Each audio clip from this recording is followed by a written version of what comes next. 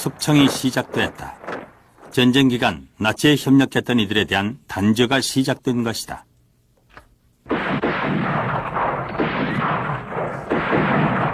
숙청의 대상은 모두 50여 만, 이 중 사형 집행은 12,000여 건.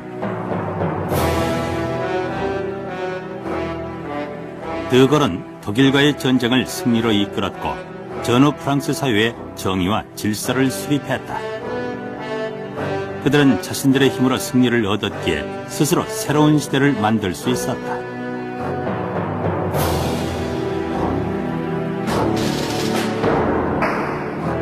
(1945년) 서울, 우리의 해방은 사실상 미군의 진주로 이루어졌다. 그 결과 우리의 현대사는 전후의 냉전 체제에 구속되어야만 했다.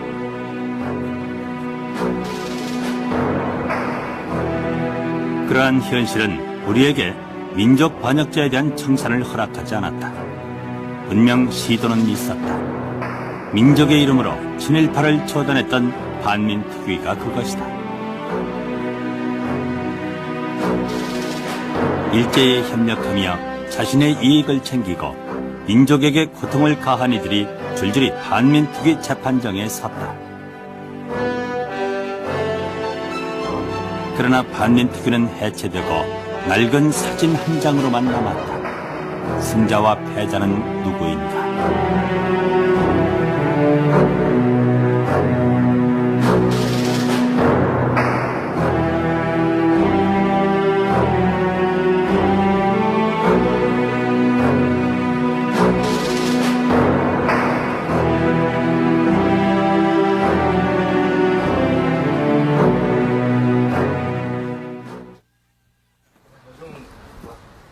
부산시 동구 좌천동. 이곳에 올해 78의 독립운동가 이광우가 산다. 그 애놈들 전쟁에 져야만 우리 돈 되겠다. 이분이 많다. 그 돈이 많아서 비라고 했어요. 예, 그 사람이. 42년 5월 17의 나이에 비밀 결사대 친우회를 결성한 이광우는 부산항을 무대로 항일 비라를 뿌렸다.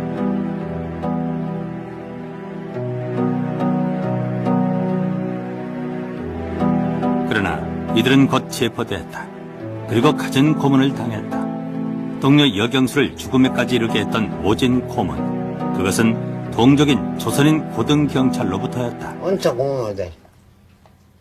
고문하다. 조선 맞지? 그럼 참았지. 독한. 해방되고 한 일주일에 하면 형이 마시아 갔어요. 근데 완전히 막 진짜 배하고, 뭐 배가 되고, 먼저. 어떻게 하시려고 그랬어요? 죽이라고 했지. 죽이라고 했는데, 그만 보면. 주사기로 피를 뽑는 척혈 고문. 그래서 고문기로 불렸던 일제경찰 하판나. 그는 49년 반민특위 당시 서울로 압송되기도 했다. 하판낙은 이광우의 존재는 인정했지만 고문 사실만은 한사코 부인했다. 또 연락선에서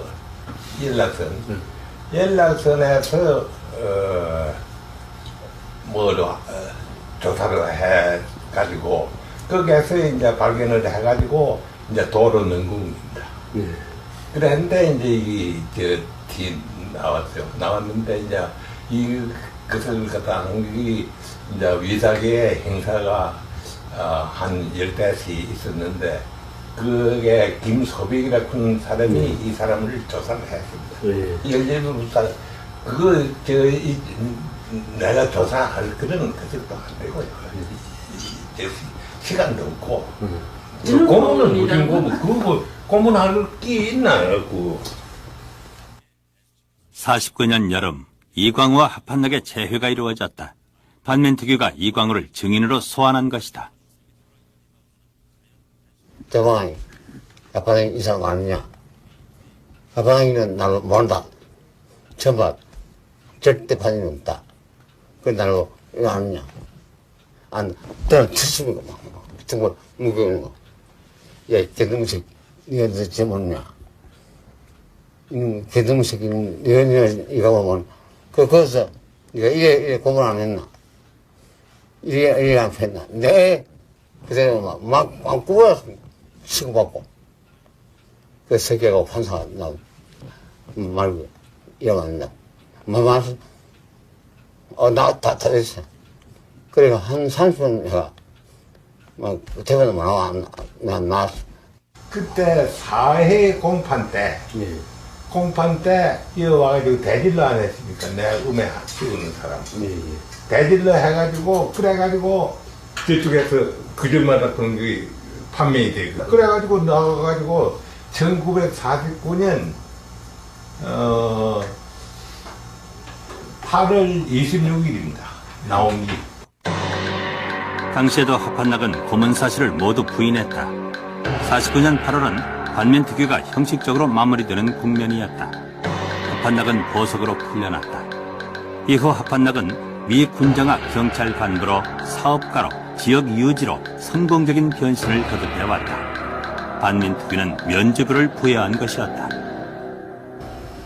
그때 먹고 살기 위해 가지고 그 일본 사람한테 붙어가지고 그것을 갖다 하는데 그걸 갖다 친일파로 볼 수도 없고 비행기 했나 한 그런 것도 그 사람들도 뭐 누리지 가지고 하는 거니까 그 사람이 뭐 어디 저 돈이 있다고 이래가지고 자진해가지고 하우디에서 합니까? 막 우지린지 그하고 우지린지 누지리고 그 사람 불리고 주고 이래 하니까 그 사람들도 뭐 할 수 없이 그걸 했지 뭐 벌써 나라를 갖다 팔아먹은 그 사람이 저 친일파지 그 뒤에 그 하느님이라 그거 묻고 살기 위해 가지고 그저 세상에 아부했다 그런 정도지 뭐 사실이 우리도 그때 참 그래서 묻고 살기가 어렵지 않습니까?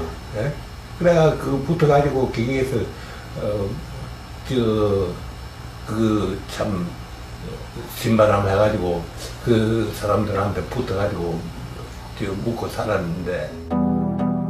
합한락의 변명으로 일관해온 50여 년. 청년 이광우는 미련이 넘도록 고문 후유증에 시달려왔다. 게다가 관련 기록이 없어지는 바람에 독립운동을 인정받지 못하다가 작년에야 국가로부터 훈장을 받았다. 반민특위 법정에서는 단죄를 이루지 못했지만 역사의 법정에서는 결코 그를 용서할 수 없다. 요새는 안 됩니다. 요새는 안 됩니다. 내 앞에 좋아하는 친구들, 내 선배, 동생들, 되게 좋아하는 사람들, 그 영혼을 생각해서 안 됩니다. 절대 안.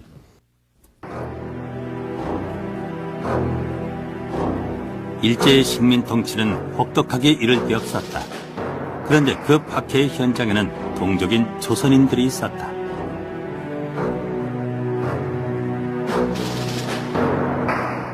일제의 교활한 공작으로 또는 조선인 스스로 그들의 입신과 영달을 위해 동족에게 고통을 가하는 이들이 있었다.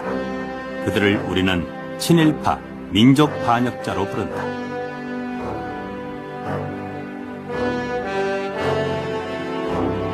여기에는 변절한 민족의 지성들도 있었다.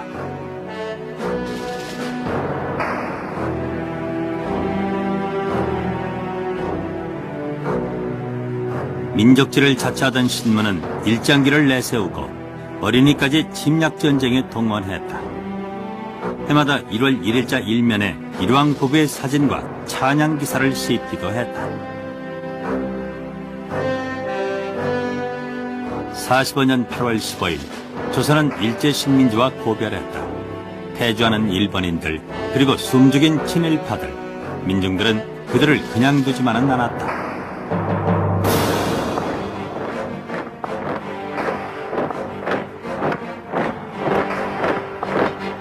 그러나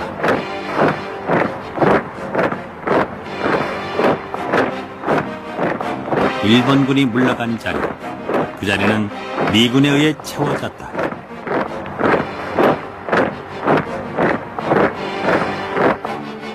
일장기가 내려오고 새로이 또 다른 국기가 올라갔다. To the people of Korea, as Commander-in-Chief, United States Army Forces, Pacific, I do hereby proclaim as follows. Articles 2.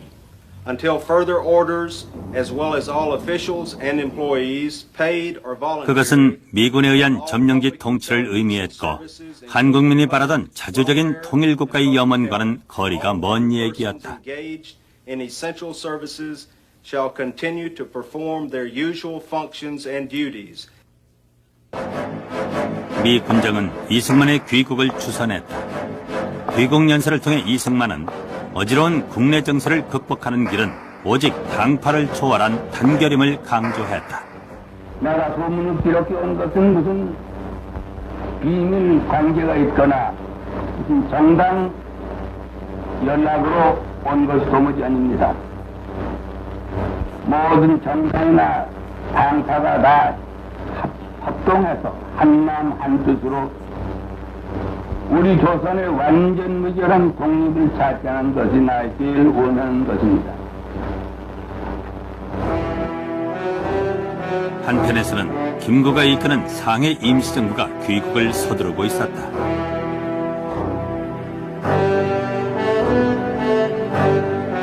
당시 김구는 빠른 시간 내 입국해 자주독립국가를 건설할 것과 독립운동을 방해했던 친일파의 처단을 당면 과제로 삼고 있었다. 그러나 그것은 미 군정의 입장과는 무관한 것이었다. 하지 중장은 일제하에 관공리들을 여과 없이 등용했다.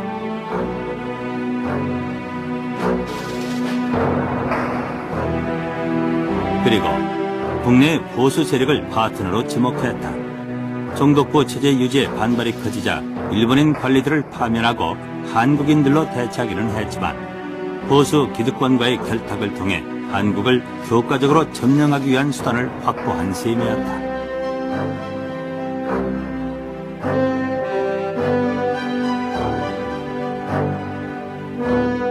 새로운 포호자를 필요로 했던 이들 역시 미 군정과 뜻을 같이 했다.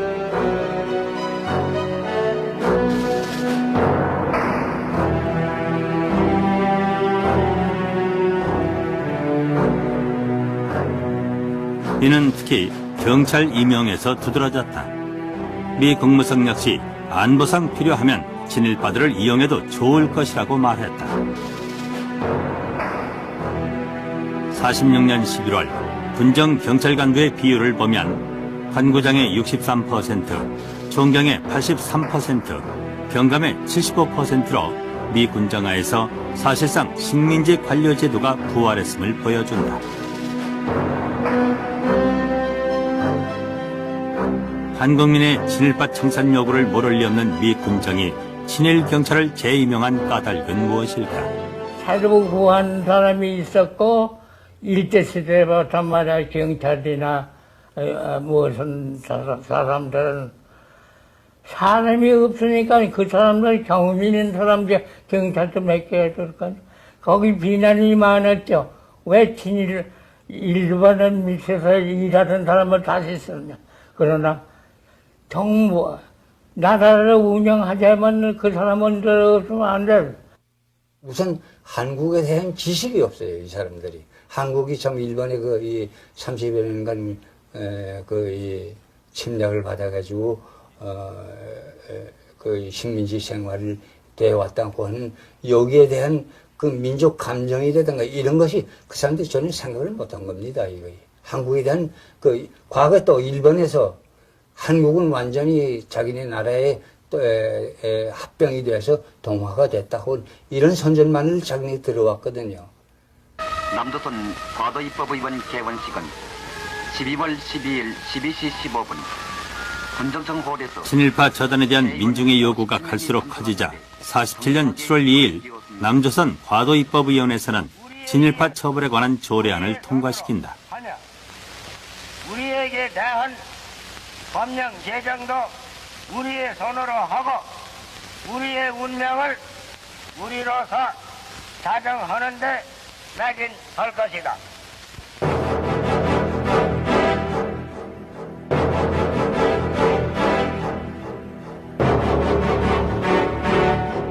그러나 미 군정은 친일파 청산에 대한 인준을 거부했다. 그러니까 친일파들이 오히려 미군정에 와서 한 단계 더 승진도 하고 더 기세가 당당해지는 그런 도저히 생각할 수가 없는 상상하기 어려운 사태가 해방 직후에 벌어졌던 것이죠. 그렇게 됐는데 미국은 이 반공이라는 문제를 제기하고도 있습니다. 근데 친일파들이 제일 이 반공을 잘하는 거 아니냐 하는 것들이 역시 미국의 마음에 들었을 거라는 점도 있지만 그것보다는 이 친일파들이라는 것은 어떤 지배자건 간에 자신들을 출생화시켜주고 자신들이 입신학명만 보장시켜준다면은 무슨 짓이든지 하는 것이 아니냐. 다시 말해서 일제한테 그렇게 충성을 잘 바쳤다면은 우리 미군정에 대해서도 가장 충성을 잘 바칠 수 있는 것이 친일파다. 친일파 청산이 미뤄진 가운데 48년 8월 대한민국 정부가 수립됐다. 제헌국회는 헌법 101조에 친일 반민족 행위자 처단을 위한 근거를 마련하고 반민법안을 상정 심의했다.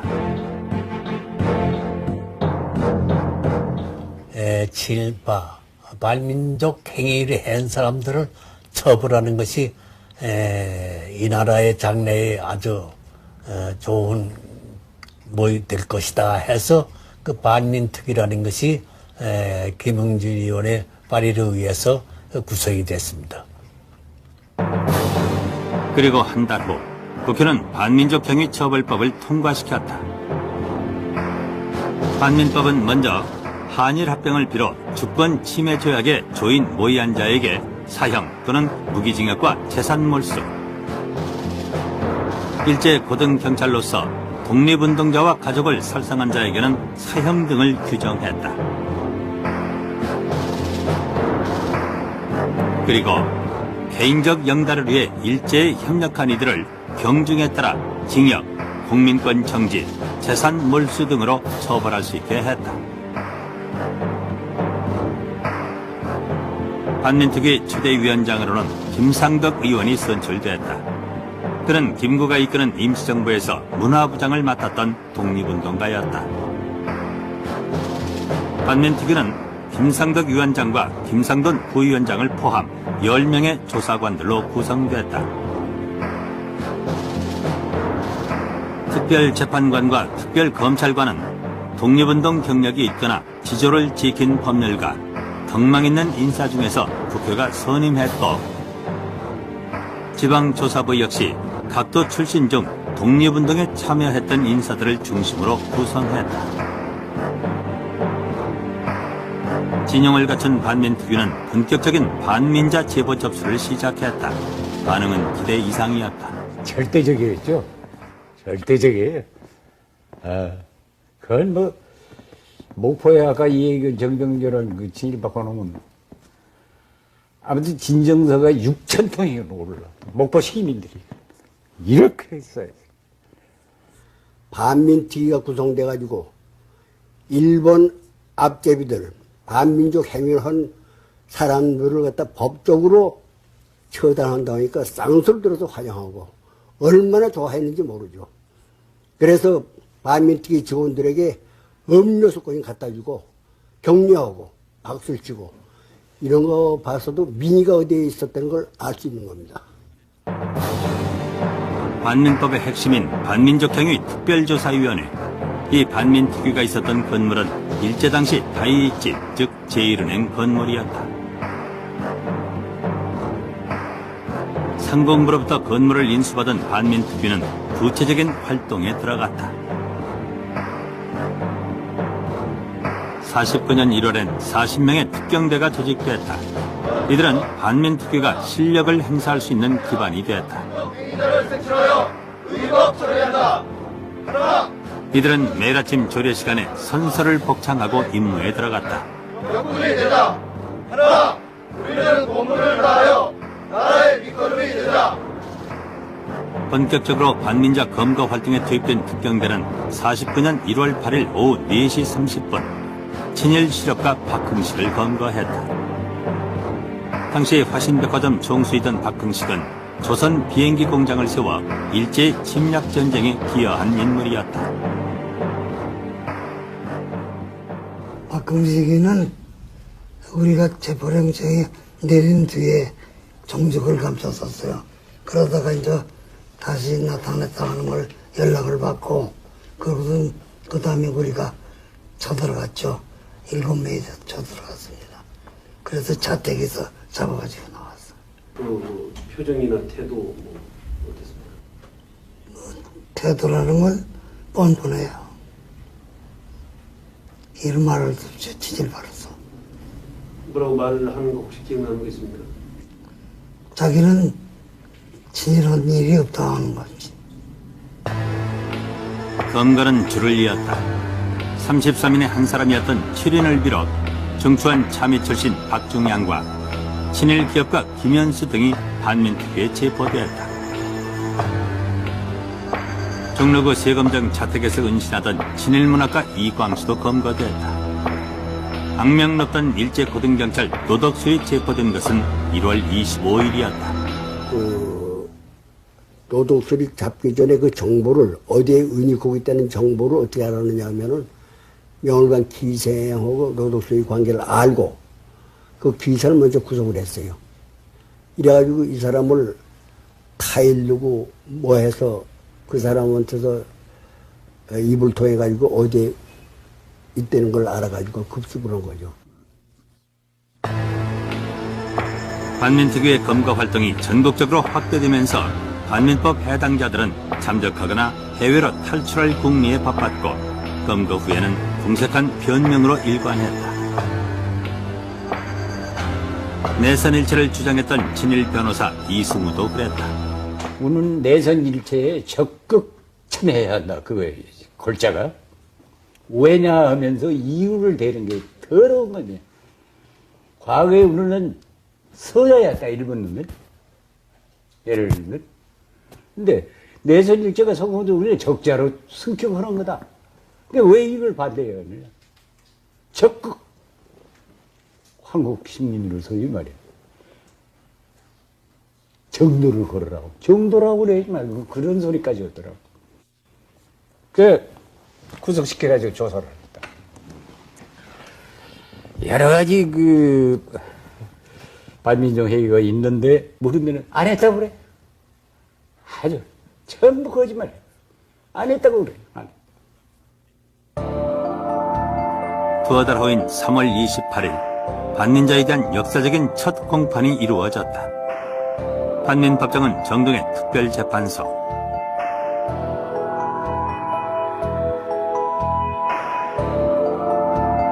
첫 재판은 이기영, 박흥식 두 사람이었다.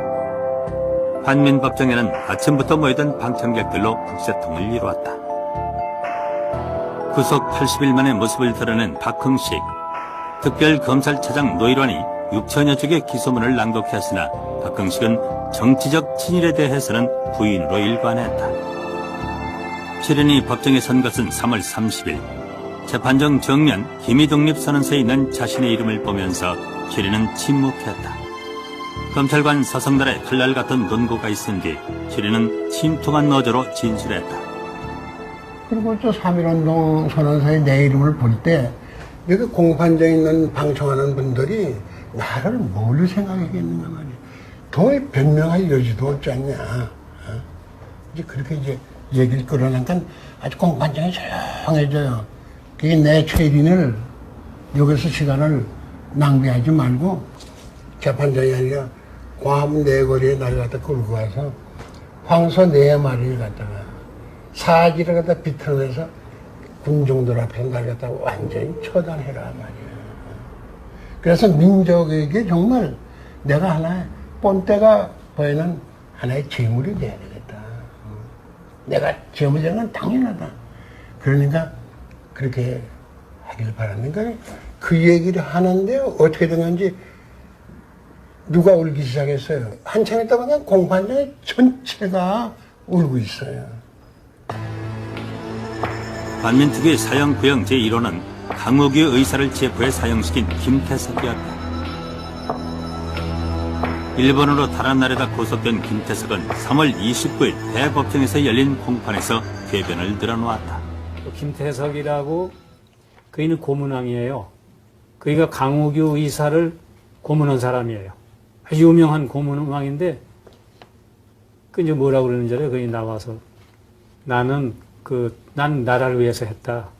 일본 놈들이 경찰이 너무 혹독하게 하기 때문에 내가 들어가서 하면 좀 잘할 것 같아서 내가 했다 그거예요. 내가 이게 무슨 죄가 되느냐 그거예요. 난 나라를 위해 했다. 이렇게 이제 변명하더라고. 근데 키가 9척 같고 아주 잔인하게 생겼어요. 그 마찬 고문경관 아주 스타일이에요. 재판 과정에서 가장 흥미를 끈 것은 밀정 혐의의 이종형이었다. 그는 재판부에 정면으로 도전했다.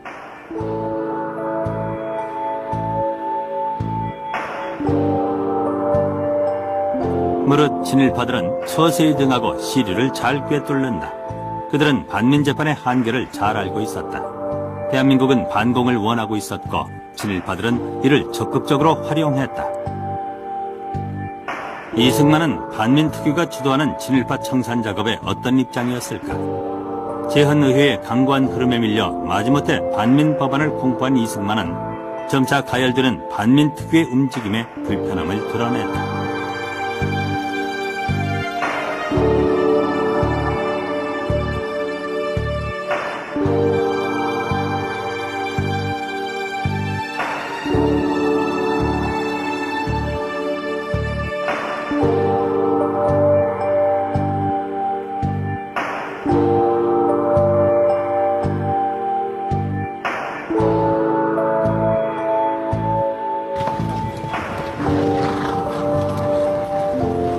과연 이승만이 국회와 대립에까지 이르면서 도덕수를 비롯한 친일 경찰들의 손을 들어준 이유는 무엇일까? 그때 당시에는요, 경찰이 없으면 나라가, 정부가 견뎌나지 못해. 경찰의 힘을 가지고 그래도 그 나라가 유지를 했어요. 친일파들의 반발은 구체적인 행동으로 옮겨졌다. 노덕술의 구속을 전후해 뜻밖의 음모가 드러났다. 그것은 암살 계획이었다. 사건은 노덕술의 주도하에 최란수, 홍택희 등에 의해 꾸며졌다. 그들은 우익 테러리스트 백민태를 동원해서 반민특위 간부들을 암살하려고 했다. 암살 대상은 반민특위의 김웅진, 노일환, 김장렬. 비록 실패로 돌아갔으나 궁지에 몰린 친일 경찰들이 무슨 짓이라도 할 수 있음을 보여준 것이었다. 그런데 남한에서는 국회에까지 공산 세력이 침투하고 그 와중에 또 하나의 사건이 발생한다. 이문원 등 소장파 국회의원들이 국가보안법 위반 혐의로 구속되면서 비화된 국회 프락치 사건. 이 사건은 3차에 걸쳐 15명의 국회의원들이 구속되기에 이르렀다.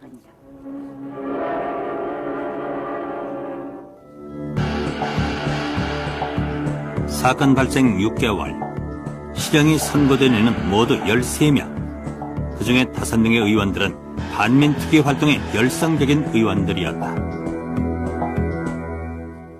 그런 게 절대 그 사람들 공산당 아닙니다. 공산당도 아니고 자관 열성적으로 그냥 그저 투쟁했을 뿐이지 저 공산당 아닙니다. 그 당시 공산당으로선 국회의원 당선될 수가 없어요. 그게 잡아야 할 수 있거든요. 그러니까 그 소설을 만들어가지고 그거 잡아야 했는데. 정치적으로 그 당시에 원내 소장파들이 상당히 그 활발하게 친일파 숙청을 요구했었고, 그 당시에 좀 중립적인 그런 자세를 정치적으로 취했습니다. 그런데 그 원내 소장파들이 그 프락치 사건으로 인해서 세력이 와해되고, 그네들이 말하자면 하나의 정치 집단으로서 무력화되는 바람에 민족 정기를 주장할 수 있는 그런 정치적인 그 기반이라고 하는 것이 없어졌기 때문에 상당히 보수화 또는 뭐 우경화 되는데, 이 사건을 계기로 친일 세력들의 반공대회는 더욱 기승을 부렸고 5월 31일 파구다공원에서는 또 한 차례 반공대회가 열렸다. 피스톨을 전부 차가지고 그래 이제 그때 지시를 했는데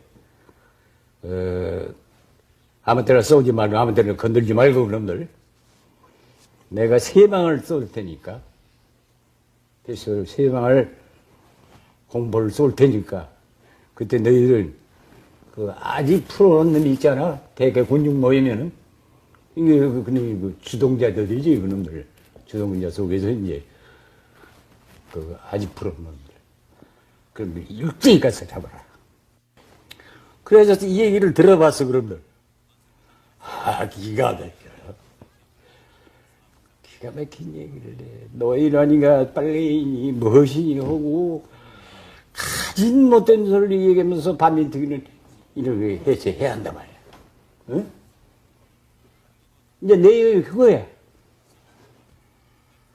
이놈들이 박수들을 치고, 이게 전부 그는 친일 경찰을 하고, 반민특위에 걸릴까봐 걱정한 놈들이 그거 모인 거지, 지금. 이게 악질들이야, 그게 모인. 그래서 세박을 싸가지고 11명을 잡았어요. 그 아주 프로는. 거기서 직접 이제 특경대들이 체포해가지고.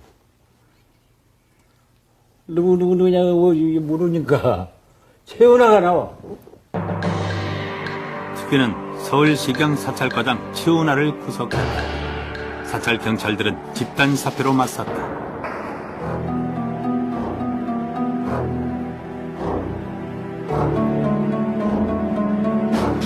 그리고 49년 6월 6일 새벽 경찰은 실력 행사를 감행했다. 반민특위를 습격한 것이다. 마침 그날 한미 호텔을 가다가 그 습격 장면을 제가 봤어요. 근데 이 롯데 호텔 이 길 건너 쪽에 굉장히 새카맣게 모여가지고서 거기에 내리니까 앞에 입혀섰던 경찰관이 보이질 않아요. 문간에. 이상해가지고 만약에 들어가가지고 그 경찰관 만나서 혼을 내려고 했는데 보이질 않아. 그 문을 또 하나 열고 들어가니까는 직원도 없어. 그러니까 손도 덥다. 웬일인가 하고 말이지. 저 안으로 들어가니까 시커먼 양복 입은 경찰관들이 말이야. 한 30명이나 쭉 몰려오더니 손들어오고 말이야. 그러니까 6.25 사건 나던 날 바로 체포해가지고 아침 8시에 정부도 경찰에서 형사가 3시간 나왔어요. 반막상 말고 붙들려가지고 바로 고문에 들어갔어. 물고문에. 수동 틀어놓고 앉혀놓고 가꿀로 이렇게 묶어가지고 틀어내가지고 이렇게 수동을 들어가서 그대로 연전했죠. 얼마나 몇 시간입니까? 시간당으로 한 40분 더 했어요. 나하고 가까운 친구가 성북소에 끌려가서 정기고문을 당해가지고 똥을 다 쌌어요. 권성열 검찰총장인데 검찰총장이 가진 권총까지 다 부장 해제해서 했으니까. 그러니까 특경대에 나와있던 경찰들도 그러니까 이제 그분들이 되게 이제 그런 뜻을 가진 사람들이죠. 큰 법을 가지고 거기 나와서 이제 가담하지 않았습니까? 뭐 그분들이 하루아침에 다 그냥 뭐 무장 해제당했으니까 뭐 정신적으로 얼마나 충격이 크겠습니까? 완전히 그냥 뭐 하루아침에 그냥 세상이 뒤집어졌는 격이 됐죠. 표면적인 습격 이유는 특경대 해산, 즉 특위가 임의로 임명하여 경찰관 임무를 불법적으로 행사했다는 것이었다. 과연 경찰의 목적이 단순히 특경대 해산이었을까? 특경대는 빨리개가 집합된 행사다. 그래가지고서는 전부 빨리개로 몰았죠. 점에 잡아갈지. 끌려갈 때까지는 몰랐는데 취조하면서로 그 얘기가 나와요. 빨리개들이 아니냐. 그러니까 반민특위는 이게 나라를 운영하는데 이게 치명상이라고 본 거라고 난 내 혼자 그렇게 생각하고 있어요. 도저히 그때 당시 그걸 자익으로 본 거예요. 그러니까 그걸 놔두게 되면은 이 지금 정당한 정부가 무너진다 이렇게 생각한 걸로. 나도 그거 못마땅했어요. 반민특위 말이 반민특위지 그거를 갖다가 정직하게 해야 참 나라를 위하고 국민을 위하고 앞길에 희망을 줄 텐데 그렇게 안 할 바에 없어버리는 게 낫지 않나. 과연 일선 경찰의 직권으로 반민특위를 습격할 수 있을까? 습격은 내무 차관이 주도했고 배후엔 이승만이 있었다. 이승만은 이튿날 외신과의 기자회견에서 자신이 습격을 지시했다고 밝혔다. 그런데 습격 사건이 있기 전 이승만은 김상덕 위원장을 만나기도 했다. 그리고 그에게 은밀한 타협을 제안했다. 그게 확실한 거는 특위가 강하게 의해서 해체되기 그 직전입니다. 그 얼마 전에요. 얼마 전에 이 박사가 밤에 늦은 밤에 이제 부시에 찾아왔습니다. 근데 그 미리 연락을 받고서 우리는 이제 전부 다 방 안에 일찍 못 나오게 하고 아버지하고 이제 응접실에서 그 특위에 대한 그 모종의 그 담판을 두 분이서 하셨어요. 처음에는 좀 원만하게 해달라는 이게 종용을 한 거고, 아버지가 이 활동이 어떻게 원만하게 할 수 있는 활동이냐. 그걸 거절하죠. 할 수 없다는 걸. 이게 종용해서 안 되니까 이 박사가 이제 소위 장관 자리를 놓고서 아버지를 회유를 하는 겁니다. 원하는 자리가 있으면 줄 테니 특위 활동을 좀 원만하게 부드럽게 좀 해다오. 그걸 아버지가 이런 제 거절하고 그곳에 협상이 깨져버린 거죠. 특경대 해산으로 반민특위는 내리막길을 걷는다. 김상덕 위원장을 비롯 대다수 반민특위 위원들이 사퇴하고 동서시효를 단축하는 것으로 반민법이 개정되면서 친일파 처단은 실패로 끝나고 말았다. 9월 5일 이 한 장의 사진을 마지막으로 반민특위는 사실상 해체됐다. 이들은 뿔뿔이 흩어졌고 이들 중 어떤 이는 반민특위 경력으로 고통과 불이익을 받기도 했다. 반민특위 내부의 문제도 없지 않았지만 그보다는 끊임없이 반민특위를 무력화시키려던 세력이 마침내 승리를 거둔 것이다. 아니 어떤 기관이 헌법기관을 갖다 백조에 말이지 말 한마디 없앱니까? 말이 안 되는 거 아닙니까? 물론 복덕방 조직도 아니고 일 가정에서 일어난 일도 아니고 아니 법에 의해서 창립된 그런 기관을 갖다가 어떻게 암만 대통령이나 하더라도 말 한마디에서 경찰관을 보내가지고 급습을 하고 말이야. 그럼 폭행을 합니까? 그건 말이 안 되는 거죠. 우선 이승만이가 필요로 하는 것은 우선 반공이다. 친일파래도 반공하는 사람은 내가 필요가 있다 하는 뜻에서 이제 그 사람들이 필요가 있었고, 또 그 사람들이 필요로 함으로써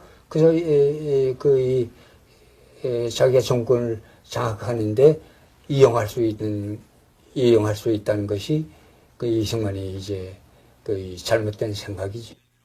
또 합법적인 법이 생겼는데 그걸 하여튼 불법적으로 그 뭐 아주 물리적 힘 가지고서 그대로 해체시켜 놨으니까 그 있을 수 없는 일이지. 예, 그게 이 박사의 그 역시 독재다 뭐다 하는 이제 그런 비난을 받는 최후한 계기가 된 걸로 생각합니다. 거기에 대해서는 뭐 저는 아마 변명할 여지가 없을 거예요. 뜻하지 않은 비통한 사건이 발생했으니 일생을 조국 광복에 이바지하시던 우리 백범 김구 선생이 김구가 암살당했다. 반민특위 습격 이후 정확히 20일 만의 일이었다. 김구의 죽음은 분단 극복과 친일 세력 청산을 위해 노력하던 그의 신념이 이 땅에서 좌절됐음을 의미한다. 또한 그것은 반민특위와의 결정타가 됐다. 우선 49년 6월에 그걸 이승만 정권의 공세라고도 불려지는 6월 공세라고도 불려지는 겁니다만은 반민특위 습격과 6월 6일이죠. 그리고 6월 20일경부터 본격적으로 그 전에도 있었습니다만은 국회 소장법 의원들이 검거, 이게 이른바 국회 불합치 사건이 일어나고 6월 26일에는 김구 암살 사건이 일어나는 걸 볼 수 있습니다. 이 세 가지 사건을 우연이라고 볼 수는 없는 그런 점이 있습니다. 그러니까 김구 암살 사건도 그렇고 다른 사건도 사실상 1949년 2, 3월경부터 내밀히 준비하고 있었던 데가 있지 않았느냐 이런 생각을 해볼 수도 있는 것입니다. 343일간 682건을 취급했지만 실제 채용은 단 7명. 이들 역시 유야무야 풀려났다.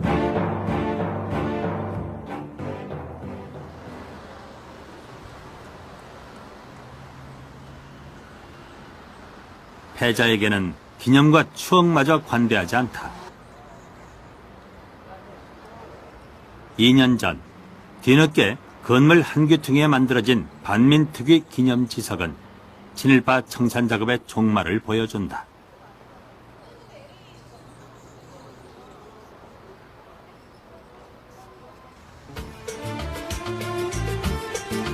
한의와 약동의 거리 샹제리제. 50여 년 전 프랑스의 상황은 어떻게 진행됐는가? 44년 8월 4년여 동안의 나치 점령기가 끝났고 해방을 맞았다.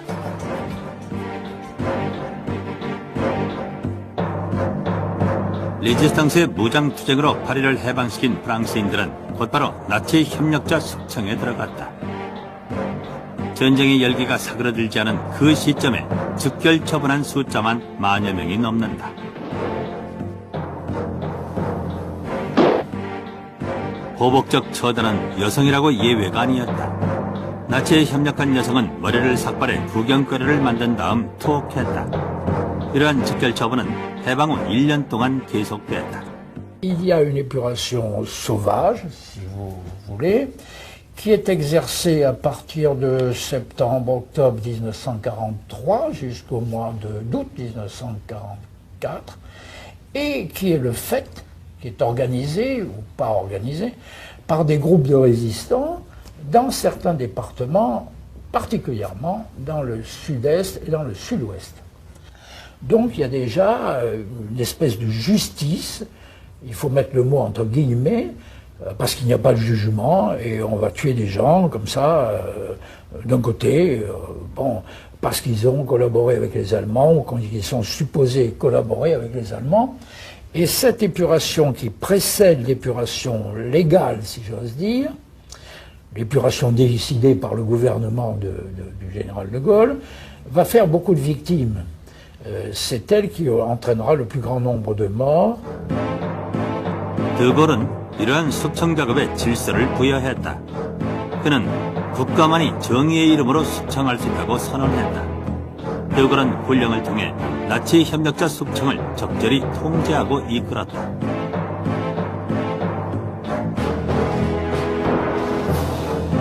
전담 재판소와 비국민제도 창설을 골자로 하는 이 훈령은 나치 협력자 처단의 법적 근거가 됐다. Qui ont jugé des collaborateurs, c'est-à-dire l'extrême droite française en général, ou des militants politiques qui avaient dénoncé des résistants pendant la guerre. Et une fois la guerre terminée, le gouvernement du général de Gaulle a mis en place des tribunaux spéciaux, exceptionnels, pour juger les traîtres à la nation, c'est-à-dire ceux qui avaient collaboré avec l'Allemagne. C'est-à-dire que les procès ont jugé essentiellement les gens qui ont collaboré avec l'Allemagne. Il a obtenu d'avoir, en quelque sorte, pu passer du régime de Vichy, qu'au début beaucoup approuvaient, puis de moins en moins, au régime de Gaulle, en jugeant que les méchants avaient été punis. 비시 정권의 대통령은 독일에게 항복했다. 그는 프랑스를 구하기 위한 명분으로 휴전 협상에 조인했으나 그로부터 프랑스는 패전의 수모를 겪어야 했다.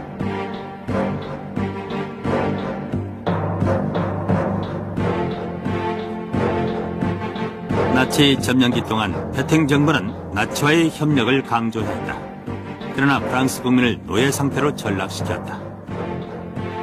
유태인 차별 정책을 유도했고 그 결과로 수많은 유태인들을 죽음에 내몰았다.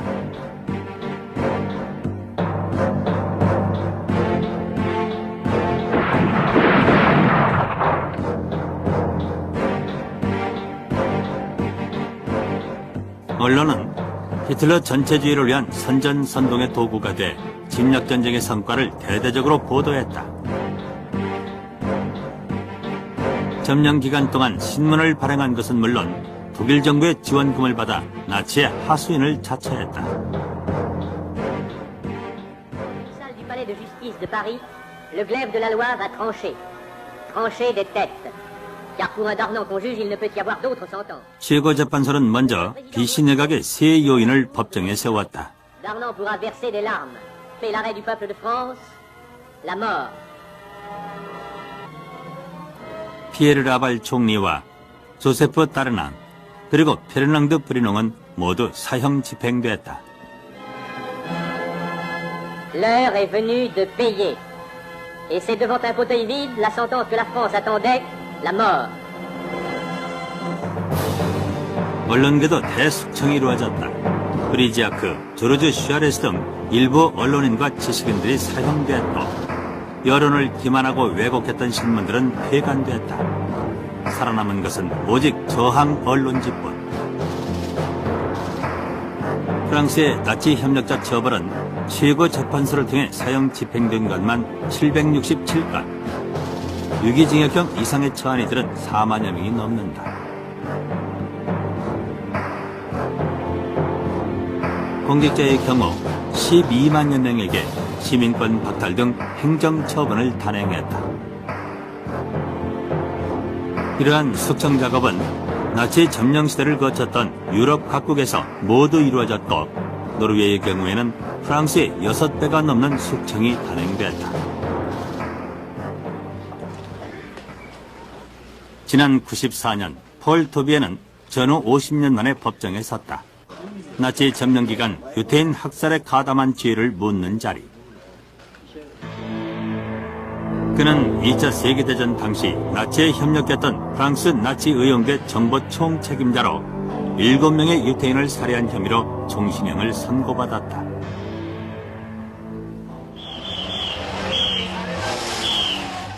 But it wasn't necessary.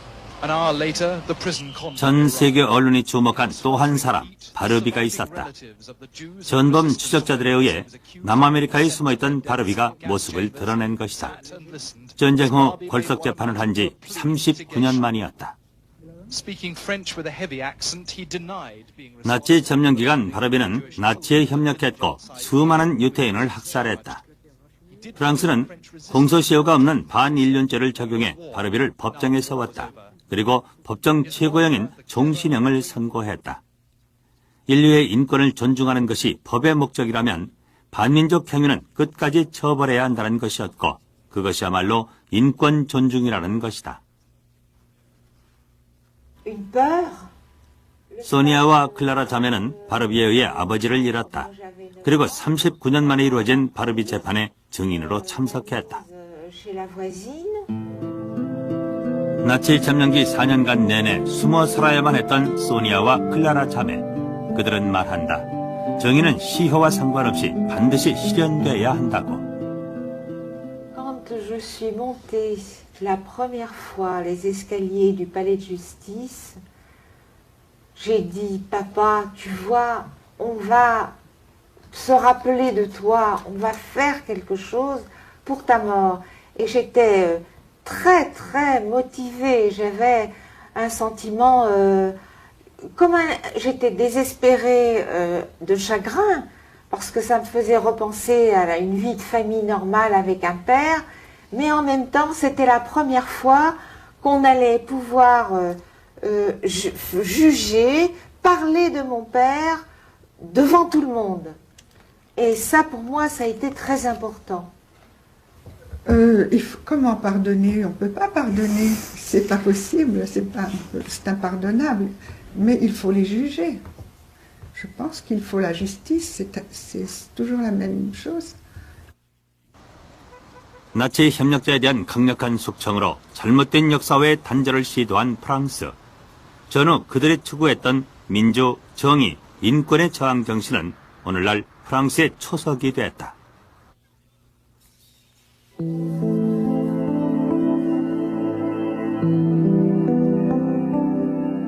일제치하에서 신간의 의열단 등에서 활동을 한 김철호 선생.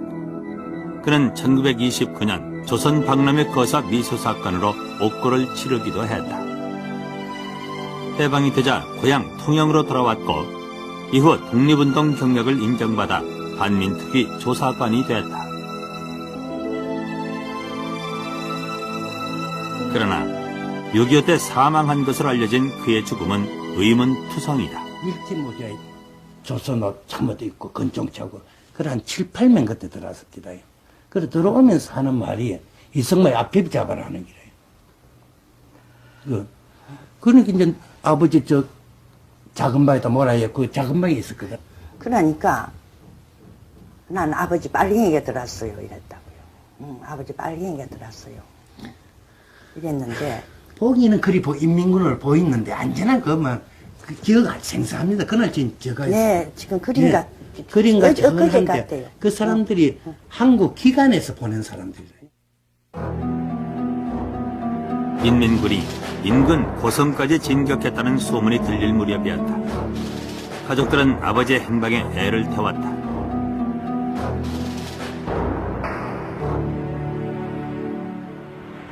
(1950년 8월) 인민군의 진격을 앞둔 통영 일대에서는 대대적인 민간인 처형이 있었다. 보도연맹만 또는 좌익 동조자들을 재판 없이 구금에 처형한 이 학살의 희생자는 800여 명으로 알려지고 있다. 아침에 이 바다로 나갔습니다. 이 물이 썰물이 돼서 났어요. 났으니까 그쪽은 이제 상당히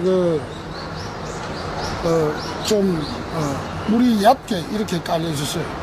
깔려 있었는데 거기 마치 명태 꿰어놓은 것처럼 명태를 줄줄이 꿰어놓은 것처럼 손발이 좀 묶인 지 연결된 시체들이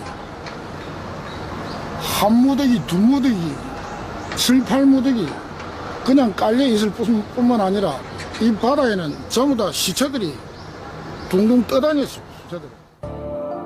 50년 8월 16일 가족들은 아버지가 이날 수장됐을 거라고 짐작하고 있다. 통영 양민학살은 4.19 직후 전국적으로 있었던 양민학살 진상조사에도 포함됐다. 김철호 선생의 형으로 6.25 당시 통영읍장이던 김채호 씨가 증인으로 나가 동생의 죽음을 밝혔다. 군경에 의해 이루어진 학살의 와중에 김철호 선생이 처형됐던 것이다.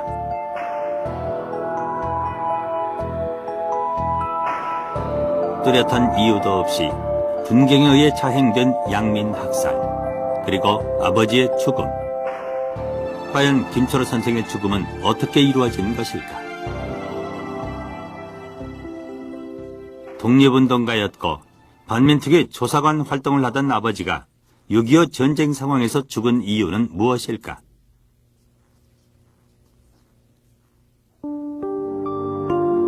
식민지 시대 통영은 일본인에 의해 어장이 개척돼 많은 일인들이 거주하던 곳이다.